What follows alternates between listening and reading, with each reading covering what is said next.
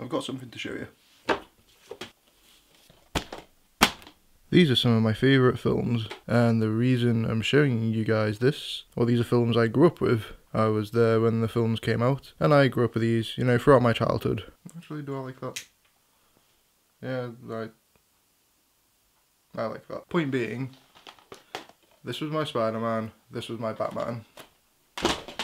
And now, 2016, in the space of just over a month, I now have a new favourite cinematic Batman and Spider-Man, and I honestly didn't think that would happen because, you know, nostalgia is huge.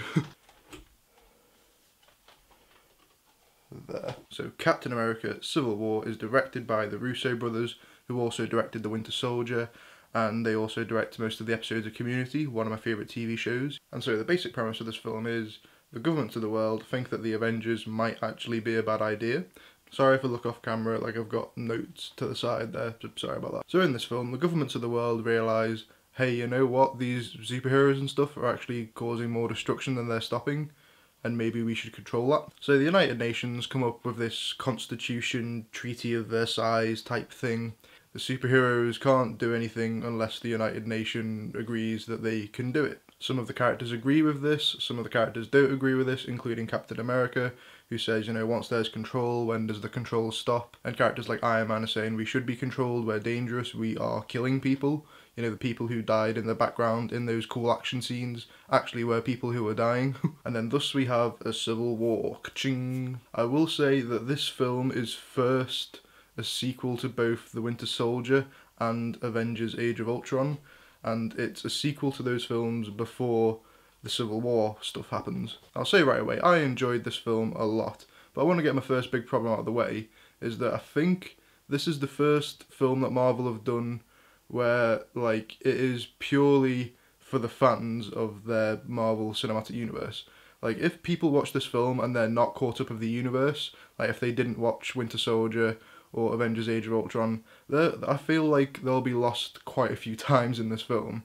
I can't say that because I am caught up with the cinematic universe. If my mum watched this, for example, she'd be lost a lot of times in this film. So as I said, this film is a sequel to The Winter Soldier, and Bucky Barnes, the Winter Soldier, does come back into the plot somehow. I won't spoil how, but basically his sort of thing that happens instigates this Civil War type thing that happens, and it does flow into the plot really well. Overall, I really enjoyed the hell out of this film. I think I enjoyed it more than any other Marvel film, to be honest.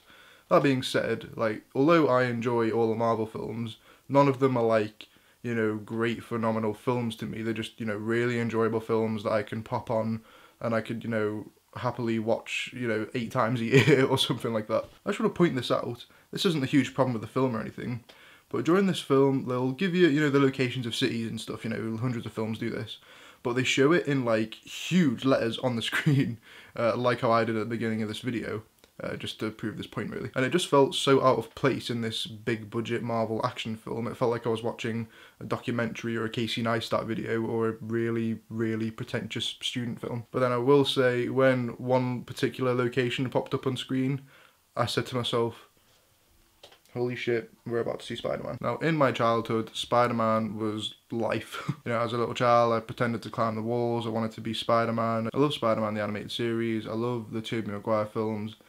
The Amazing Spider-Man films, I didn't like The Amazing Spider-Man, and I still haven't seen Amazing Spider-Man 2, and I probably never will. And in this film, Spider-Man was really, really good as a portrayal of Spider-Man. Now, that is me saying it as a fan, and I'd be lying if I said that seeing him on screen with, like, 12 other Marvel characters, if I said that wasn't the best thing I'd ever seen in my entire life, then I'd be lying.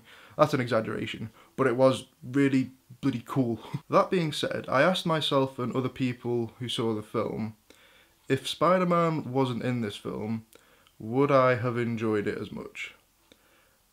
And the general consensus was no, definitely not. Which is interesting because Spider-Man, you know, wasn't really necessary to the plot in this film. He was just an extended cameo. I can't say the film would have been bad without Spider-Man. You know, I haven't seen that version of the film. So it probably would have knocked the final score down by a point or two. Okay, other things I liked in this film. I was honestly really invested with the plot and the characters in this film. The majority of the main heroes all get a solid character arc, like they do. Iron Man, the Captain, Vision, Scarlet Witch, they all have really solid character arcs in this film, and especially Black Panther, who was introduced in this film.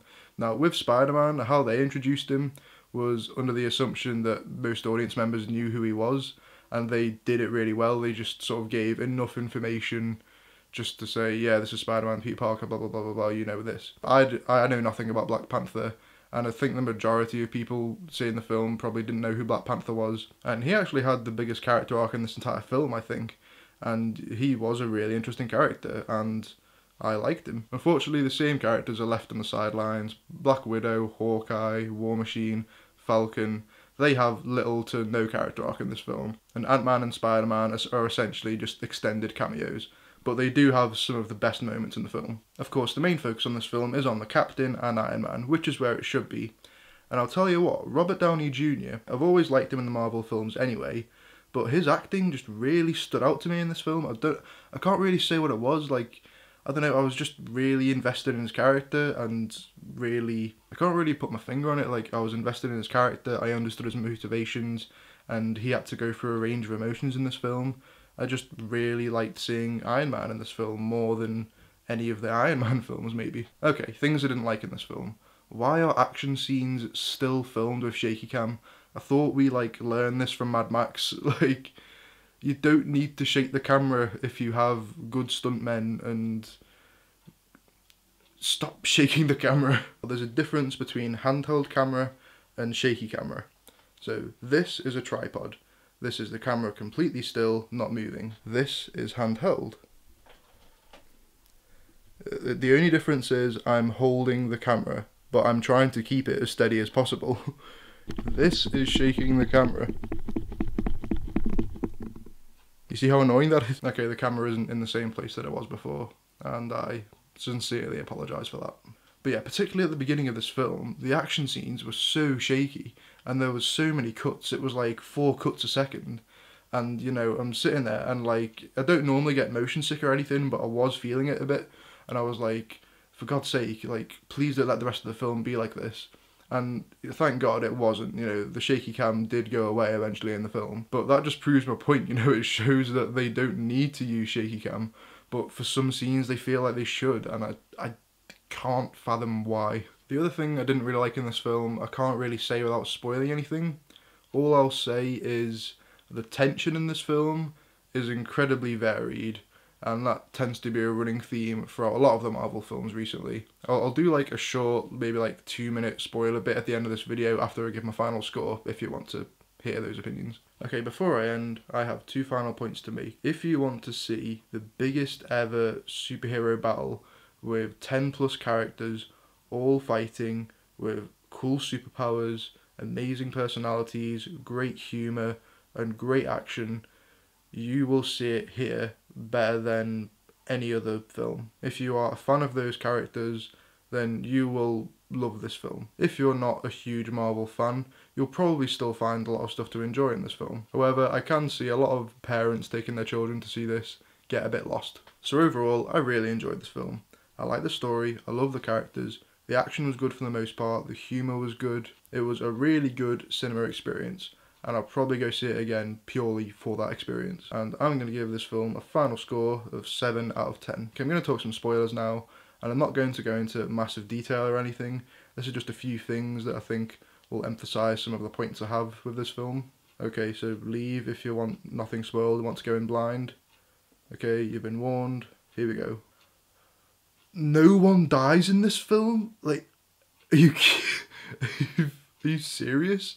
Like, not even Hawkeye or War Machine are characters no one cares about, but no one dies in this film? Like, how is there ever going to be tension in these films if we know no one's going to die? That being said, I spoke to my friend after we saw this film, and he said, to be fair, you know, no one was intending to kill each other. We were discussing before we saw the film, oh, who do you think is going to die? And we were discussing, oh, maybe this character will die, maybe this character will die. But then I think, you know, there's like 300 explosions a second, and you're telling me that no one's dying in these battles? Okay, that being said, there were legitimately moments when I thought characters were going to die. Like, at the end of this film, like I said, spoilers, so Iron Man and Captain America are having their big fight, and then at the end of the fight, Captain America, he's got his shield, and he, like, smashes it into Iron Man's chest heart thingy, and I legitimately thought, holy shit, Iron Man might die here. And I knew that Iron Man was going to be in the forthcoming Spider-Man film. And, you know, a lot of people were annoyed with that because they thought, oh, we know that Iron Man's not going to die now. And me knowing that, I still thought Iron Man might die. Now, I don't know if that is me being a really invested film watcher or the filmmakers being really good at their job. And I think it's probably a bit of both. I think the best films are ones where the filmmakers and the audience, you know, develop a relationship with each other. But, like, it makes these films feel just so, like, safe, you know. Even if, you know, DC, Batman vs Superman are not that great of films, you know, they were still taking risks, you know, they were still trying to do things differently. And, you know, maybe people didn't like them, but, you know, I appreciate, you know, trying to do things differently. But it's like, in this Marvel universe, you know, the fake out deaths are ridiculous. You know, everyone knew that Samuel L. Jackson was still alive in Winter Soldier. You see War Machine, like, fall to his death. Oh, shit, you know, he fell from a million miles, he's dead. Oh, no, he's just paralysed. And then you're just like, oh, shit, did you see Captain America smash the shield into Iron Man? Nope, he's 100% fine in the very next scene.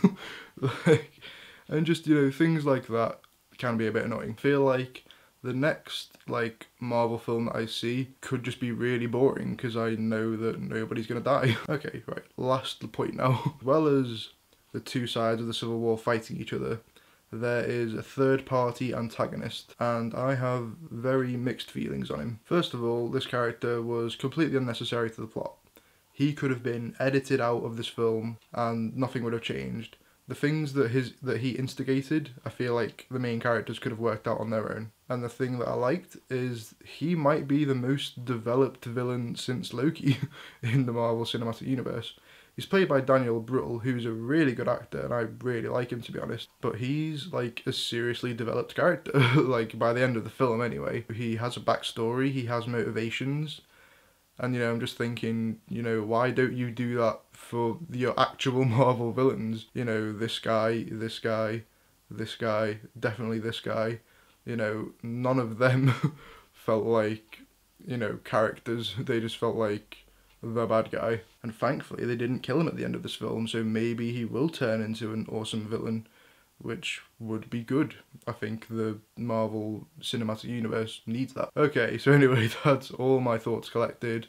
I can't even imagine how long this video is going to be when I edit it down.